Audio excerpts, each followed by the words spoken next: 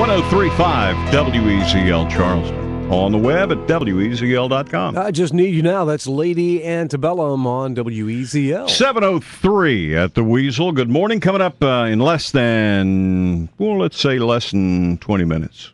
Yeah, a lot less than 20 minutes. You're going to be hearing Chicken Fry by the Zach Brown Band. Caller 10 when you hear it wins tickets, backstage passes, and a shot at $100,000. Ooh, that's great. For the concert this Saturday night. Mm-hmm. That's cool.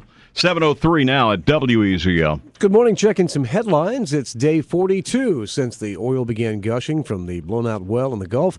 BP's latest plan to stop the oil could be ready as early as tomorrow, and if cut and cap fails, the company says they will try something else. I heard him say that the ultimate relief, if none of this stuff works, won't be until August whenever they're able to do another well. Yeah, they're in the process of doing it now. What did they say? I forgot how many miles down it is. Yeah. It's you go to 1 mile plus then you got to dig another 2 miles. Yeah. And I just couldn't imagine that amount of oil coming out of there until August, though.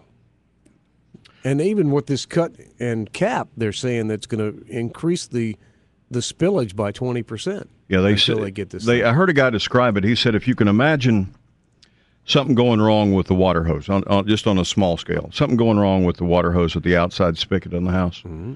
and you had to cut the water hose off of it, and then try with the water going full blast to put another water hose back on there.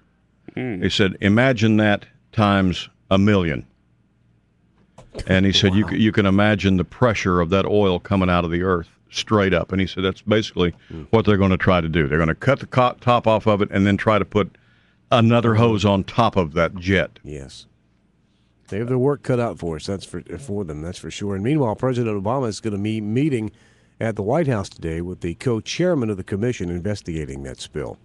In other headlines, the Atlantic hurricane season begins today. Government scientists have said that this season could be the busiest since 2005, when Katrina and Rita caused massive destruction along the Gulf Coast.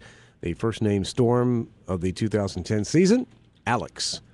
The search for the missing continues in Central America today. The season's first tropical storm has killed at least 150 people, left thousands homeless, and dozens missing. Guatemala was hardest hit.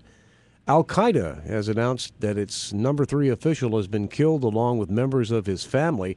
A U.S. official says Al-Yazid was believed to have died in a U.S. missile strike. You're getting good at those names. I mean, since 9/11, you can almost be a translator. Organizers of the aid flotilla involved in that deadly Israeli raid says 2 more ships are on their way to Gaza. Meanwhile, criticism of the raid is now spreading inside Israel, and the UN is condemning the raid that resulted in the loss of at least 9 lives. And the soldiers and officers who gave their lives for their country were remembered yesterday with ceremonies nationwide and in South Carolina. Fort Jackson, outside Columbia, held a ceremony complete with a 21-gun salute to remember the fallen. Get your shop on this week at the Market at Oakland. Over